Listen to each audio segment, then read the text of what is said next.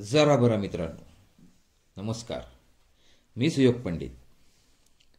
आज पाहूया सुवर्णाचा भाऊ. BSA SLR सायकलचा जमाना होता तो.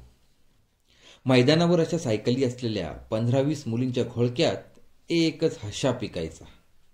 अगदी खळखळून हसणाऱ्या 7वी-8वीच्या मुली पाहिल्यानंतर भारत किती प्रसन्न देश आहे वगैरे मतं ठाम होतीलच असा हशा पिकलेला असायचा. पाठोपाठ मुलींचा असा कोणाचे तरी कौतुक केल्यासारखा आवाज यायचा. कोण आहे नेमकं तिथं म्हणत नजर त्या सायकलींच्या घोळक्यातल्या एका सायकलकडे जायची. छोटीशीच एक मूर्ती एका सायकलच्या मागील कॅरियरवर बसून त्याच्या बोबड्या आवाजात काहीतरी मिश्किलपणे बोलत असायची. पक्के डोळे, थोडेसे गोबरे गाल आणि चेहऱ्यावर सतत दुसऱ्याला वेड्यात काढत भूतकाळात टाकणारे पण निष्पाप वयाचे भाव. मध्येच एखादी मुलगी त्याची ओळखही करून द्यायची. अगदी गाल ओढून त्याचा पापा घेत, हा सुवर्णाचा भाऊ म्हणायची. आणि तो सुवर्णाचा भाऊ डोळे मिचकावत पुढचे 2 दात नाहीयेत हे मिश्किलपणे दाखवत मस्त हसायचा. पहिलीत वगैरेही जात नसेल हो तेव्हा तो सुवर्णाचा भाऊ.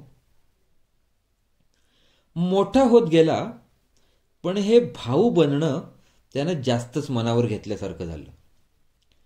घरात शैक्षणिक आणि गतिशील वाहनांचं वातावरण, म्हणजे शिक्षक किंवा चालक, गाडी मालक वगैरे काहीतरी बनायची शक्यता दाट होती.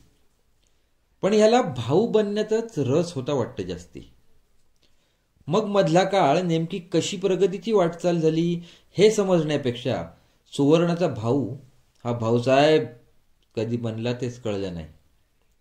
आता सुवर्णाची जागा जवळपास गाव, पंचक्रोशी आणि सरकारी कार्यालयांनी घेतली. जिकडे तिकडे ज्याचा त्याचा हा भाऊच बनला. लहान मोठी सगळीच त्याच्या बंधुत्वाला जाणू लागली. सरकार दरबारी ग्रामसेवक म्हणून ओळखतात ते पद. त्या पदाच्या एका पारंपरिक छबीला छेद देऊन त्याने स्वतःतला खेळकर, उमदा, थोडा फटकळ पण नोकरी समाज यांची जाण असलेला देखणा सुवर्णाचा ग्रामसेवक भाऊ समाजासमोर सेवेत सादर केला.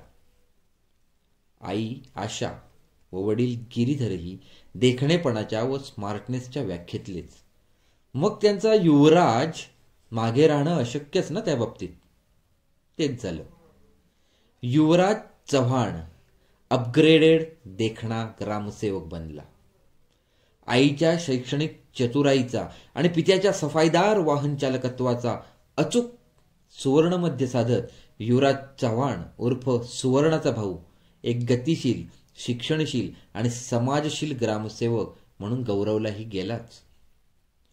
शिक्षण काय करू शकतं व काही कारणाने शिक्षणापासून वंचित राहिलं तरी काय व किती छान जगता येतं हे घरात डोळसपणे जगलेला सुवर्णाचा भाऊ एक आदर्श ग्रामसेवक ठरतो.